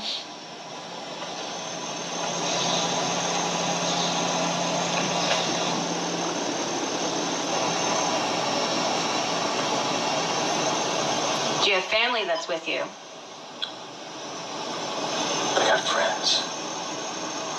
I've got friends. That one struck me. Yeah. That one struck me. And you could hear it in your voice. Yeah. It's just that was when I was, and suddenly I felt, I did not feel alone. And what I mean by alone is that, there's you, there's me, there's Tina, and we're in this clearing. But when that happened, that was where I felt the second most strongest presence. We're going to talk about the strongest presence a little later. Yeah. All right, Phil. Now, we're gonna part the curtain, go behind the scenes here. We do have a live audience, and I bring this up because of this clip. Your wife Tina is watching, and I'm going to be watching you during this clip, because this is one of the longest clips we have to review tonight. And I'm just going to let this clip do the talking. Okay. Of course, I'm going to still watch your reaction to it, and I'm a little nervous, to be honest. You should be. You should be, because, well, like I said, would you be all right if we came back? I'm going to watch you. Dark. Green for yes, red for no. No. Straight away. Straight out of the box. No, you do not want us coming back. You know what? I'm going to ask that again. This is your influence on me. This is your influence on me, Rossi. Just keep asking, Would you which be I'm cool okay with. Ask until you get a different answer. and talk to you again when it was dark? Green for yes, red for no.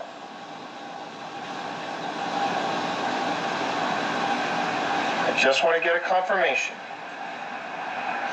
Would you be okay if we came back to talk to you when it was dark? Green for yes, red for no.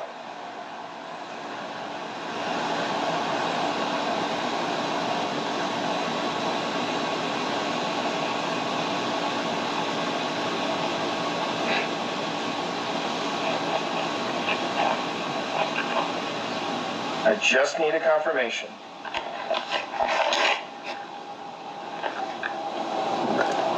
Okay, I'm going to take that as your Okay, now, see, now you're being indecisive. You're saying yes and no. Who's to say his answering yes is the same as the whoever's answering no? Yeah. All right. 92 people out I'm there. going to ask you no. Right.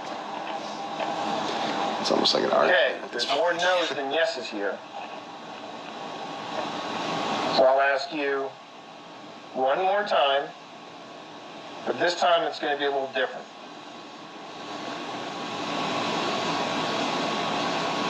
Is it not safe for us to come back at night? Green for yes, it's safe. Red for no, it is not safe.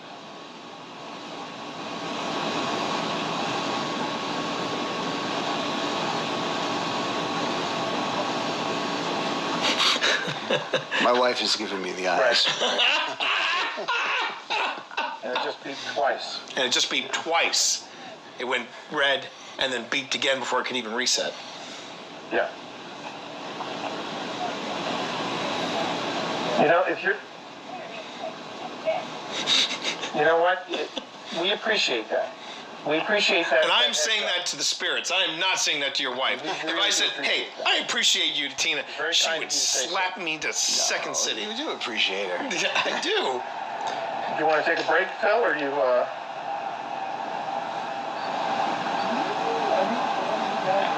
I'm actually feeling hungry.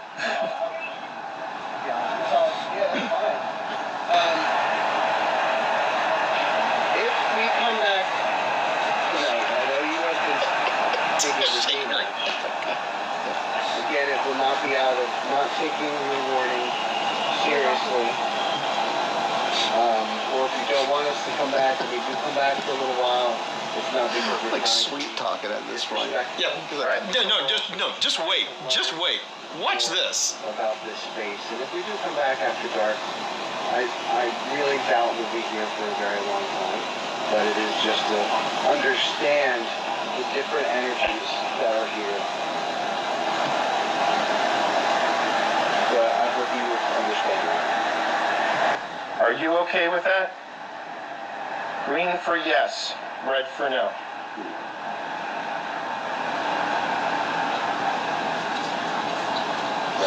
Red. Is there anything you'd like to add, Mrs. Rossi? I told you.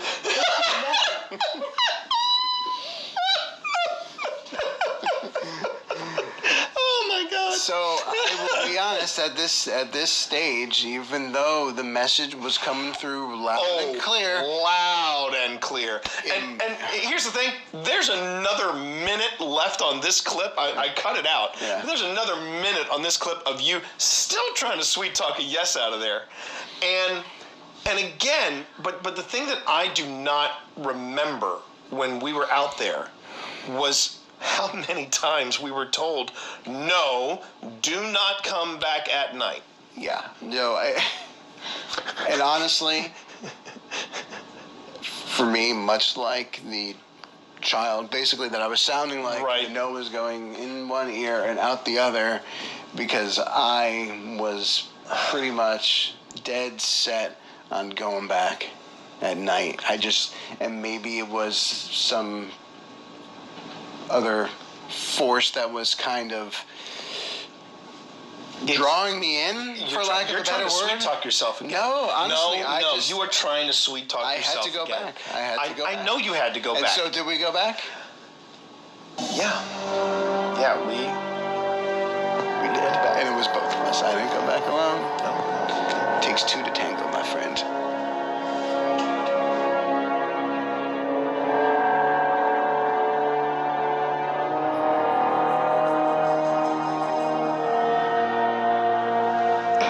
told repeatedly, and we were told repeatedly by your wife. I would like to state for the record that when I was coming back from the experience we're about to relive on here, I wanted to talk to my wife about it. I wanted her to stay on the phone with me.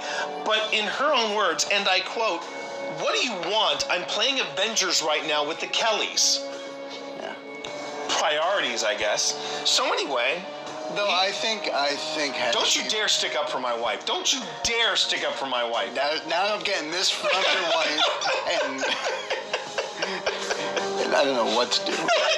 Why don't we just... Green for yes, red for no.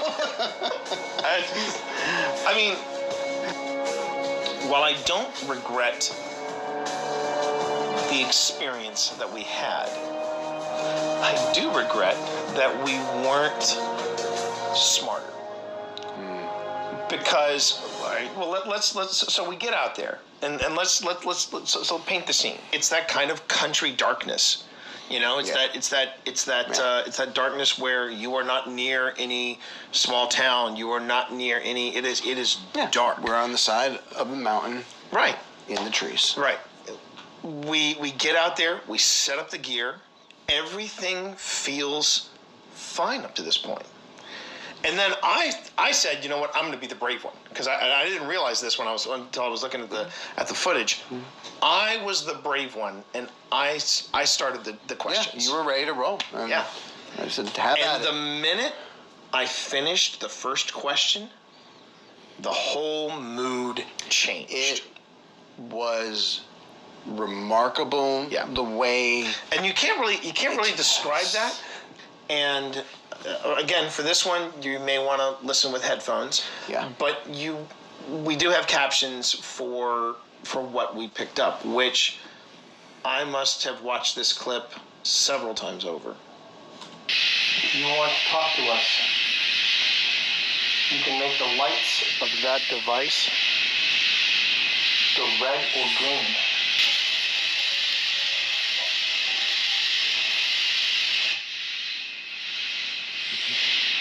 I'm just getting chills right now.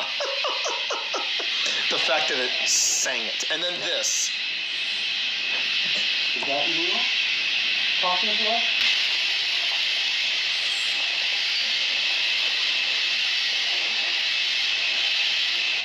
And I think this captures the You entire... want to talk to us? The entire tonal change. Yeah. But then we got one more thing here. One more thing. No. Green for yes.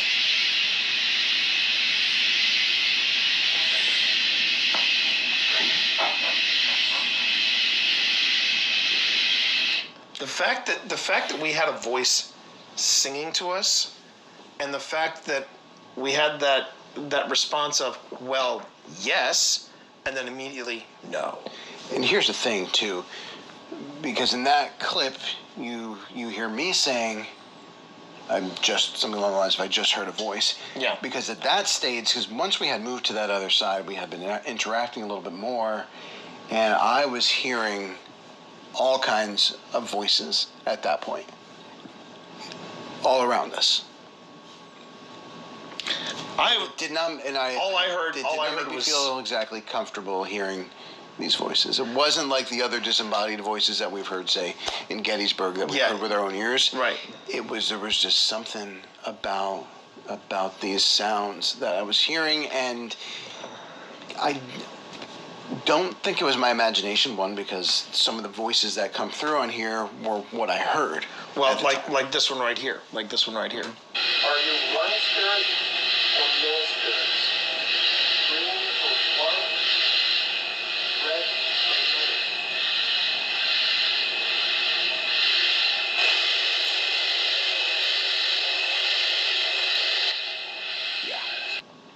All I could hear were the crickets. Yeah, now the this crickets is a and cicadas, and that's all I heard. Now this was another one you picked up. Yeah, so this is a good headphone one. Again, I was listening in the headphones when I caught this, and it's not because it's a quiet EVP. I just think it's that just the frequency that this voice is at. It doesn't project through the speakers so well because it's competing with everything else. Yeah, I found it stood out much more in the that's headphones. that's the perils of an outdoor investigation, because now we're competing with the nightlife. Right. Yeah.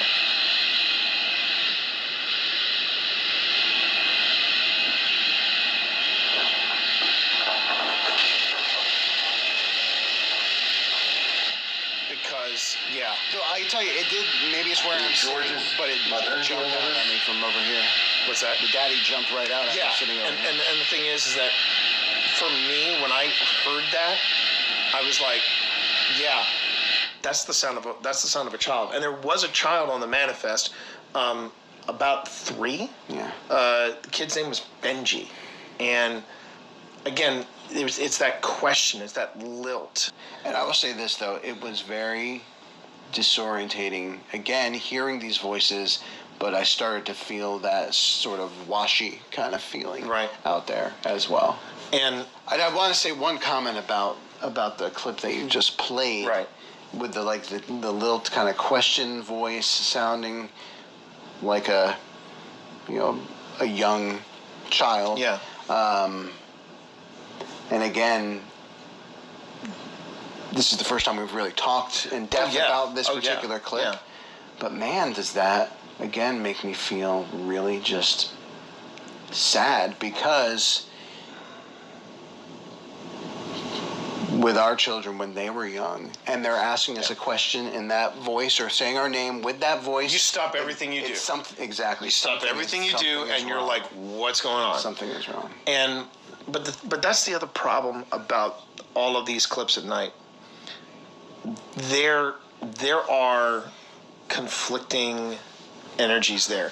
There are polar opposites out there. We've got voices that are calling out to us. There are also voices that are somewhat condescending to us. And I'm just going to throw this out here right now too. We are hearing these voices, and we're interpreting them as what we believe was communicating with us. Yeah. But there's no evidence that that was indeed a little 3-year-old sad little boy. It could have been something mimicking. Yeah. When we were out there at night, that's what it felt like. It felt like we had opened a door and I wasn't sure if we could close it. And then we have this moment. Yeah. Then we have this moment.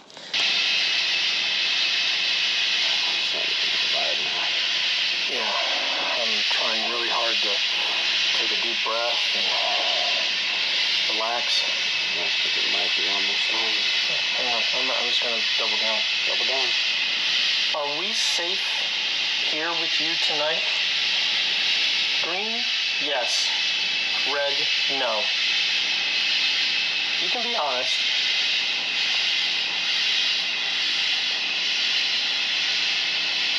Are we safe with you right now? Green, yes. Red, no.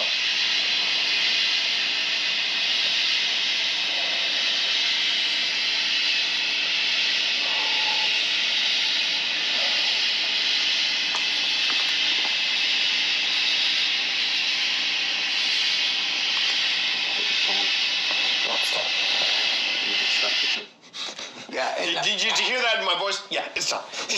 Look, and in that moment, it's almost like when that thunderstorm's about to open up. Yeah. The energy was approaching this peak of this crescendo. It's critical. And we both knew that We're done. we're done. We're done. Yeah, we're done. We need to leave yesterday. Yeah. And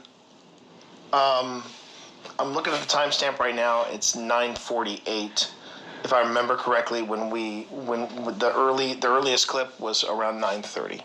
Yeah. And I thought I'd been out there for at least half an hour. I believe, according to my recorders, the length of the full length file, it was about 13 minutes and 50 seconds. 13 and 16 and minutes, yeah. I felt like it was 45 minutes at least Easily. that we were out there.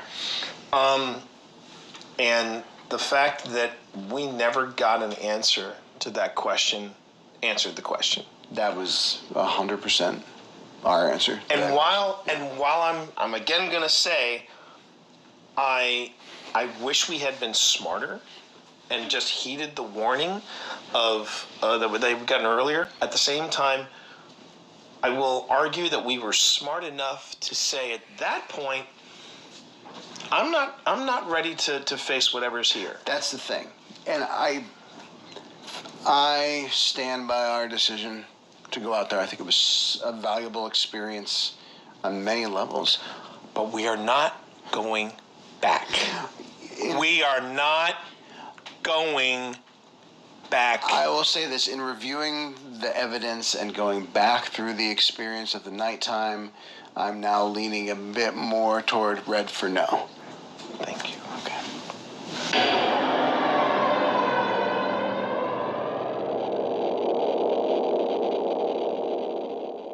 So we got a lot to unpack. Yes. About the crash site of TWA Flight 514, but I think it's safe to say, you're haunted. Now, here's some things that I have issues with. And I get it. You know, you have land, you want to sell it, you want to develop it. Where I have a problem with this particular place, this private property, because that's what it is. It is private property now. They were building a house. I know we can't go back there. It's not just a matter of not going back there because for safety purposes, but also because we could be breaking the law. Right, and that's the first rule of old spirits. Yes, you don't break the law. Yeah, exactly. that is the top priority. If you don't have permission, you're not there. No investigation is worth breaking the law. In the documentary Diverted, you see a memorial. You see on the slab of rock, you see a memorial bolted into the ground. Oh, yeah. It is a big, it's got all the names of everybody there. If you do a search for Memorial TWA Flight 514, pictures show up. Comes up in the pictures, yeah? Yeah. That's not there anymore. Yeah. And were you able to figure out? I have tried to find out in various internet search strings. I've even reached out to a local news chapter to try to find out if they want to do some better investigating than I can do, because all I can see is up to 2015 there was a monument there. Yeah. And then it's after 2015 that it's not showing up. There have been several paranormal groups that have gone out there. Yeah. In 2017, there was a guy who went out there in 2016. They take shots at the rock and it's bare. Yeah. It has been, something has happened to the memorial. And I'm really hoping that it found a home somewhere, because that's what I'm hoping. Well, because the alternative is they got rid of it, and the fact that there are 92 souls that lost their lives there, and this particular crash had a cascade of different things that happened because of it. They changed the way the planes and air traffic control talk to each other. They made ground proximity equipment a standard. It wasn't a standard in '74. Mind blowing. Yeah, and of course, news media, they had to take a step back and go, well, how are we covering these events? Because a lot of people took umbrage when we said no one of importance was on the flight. When you had the first African American that had been promoted to brigadier general, you had the Federal Bureau of Investigation's third female agent on that flight. You had friends, you had loved ones, family, you had children. You're going to to tell someone that their parent wasn't important. Wasn't important. Yeah. So it changed a lot for the better at a very high cost. But this monument is gone. This monument is gone. Now, and I want to make this very clear. We are not advocating that you get in touch with whoever is living on this site and saying, where is the monument? Yeah. We are not telling you to do that. Because they probably don't know. This particular, along with the fact that no one seems to know what happened to this memorial, which is a travesty in itself. Yeah. I think the other takeaway from this, for me, was not all investigations are going to be fun. Yeah. It wasn't Belgrove. It wasn't Dunlora. It wasn't Gettysburg. There was something sinister out there. Something absolutely Sure sinister. felt like it. Yeah. Sure felt like it. And what about you? An investigation might lead down a darker path that you're not expecting and that you can't really even fathom, because every investigation is a different experience. Absolutely. Every investigation we've been on has been a different experience. And I would hazard to say, these dark places can certainly catch you off guard. And it was something that I had talked about with guests on the podcast, but it's not something that you can really appreciate until you experience one of those gripping moments of just knowing that you are not in a good place in that moment for whatever reason, whatever energy's interacting with you. It's almost indescribable. And I would add to that your instincts matter.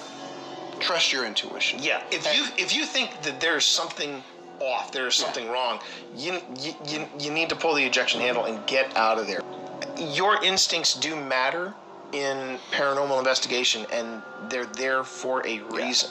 Yeah. And then to be slightly controversial along those lines, my intuition led me to taking us back there, and I feel like on a lot of different levels this was an important experience for us to have. I totally agree. And that shan't be repeated. We don't have to repeat it. We do not have to repeat it. Nope. I totally agree. Like I said, I don't regret the experience. But I can't say that we weren't warned. That's a good point. Yeah. And here, you know what? And then I will say another takeaway is that when the spirits and your wife are saying, "Hey, I got a bad feeling about this drop," that's not what they say really about every drop. No. They don't say that on. No, they don't. Yeah. They don't. And they're not 4 weeks and out. So listen to your team. Yeah. Listen to your team. You might find yourself in a situation where something is trying to lead you down that dark path, and for whatever reason it's attached to you or it's singling you out. And so in those moments, rely on the people that you're investigating with. That is going to wrap up our episode on TWA Flight 514. We really appreciate you all watching the content, enjoying the content with us. Make sure to leave a comment. If you've got a question, if you've got a request from us here over at Old Spirits, please feel free to drop us a line. You can also visit us on TikTok and Instagram at oldspiritsinvestigations.com. Please make sure to like and subscribe and ensure your notifications are set so that you know whenever we put up new content. Again, thank you so much for joining us at Old Spirits Investigations. And we'll see you in the field.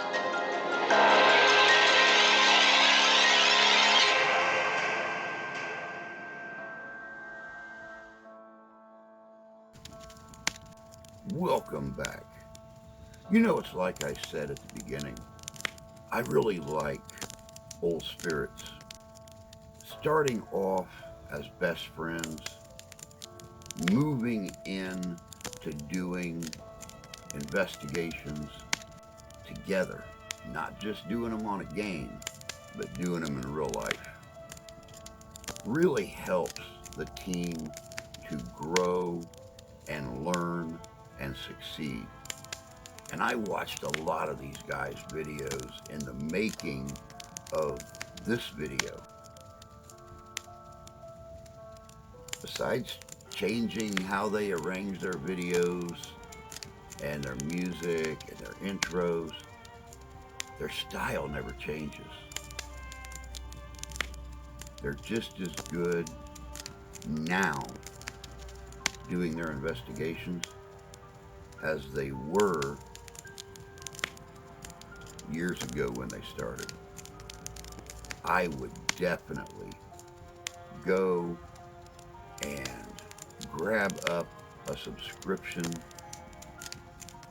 to Old Spirits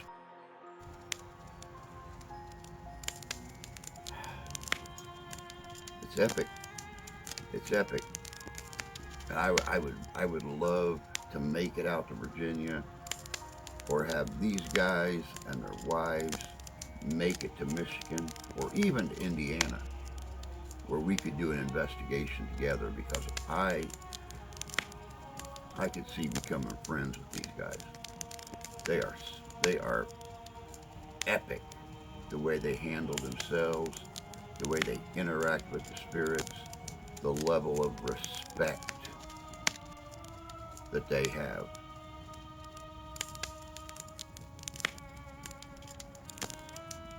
Finding more and more good ones out there than I am bad ones. I like that. But that's all we've got for you guys today. Hope you enjoyed this look at another fantastic team and the lessons that we can learn along the way. Until next time, take care of yourselves. Take care of each other. God bless you. God love you. We do.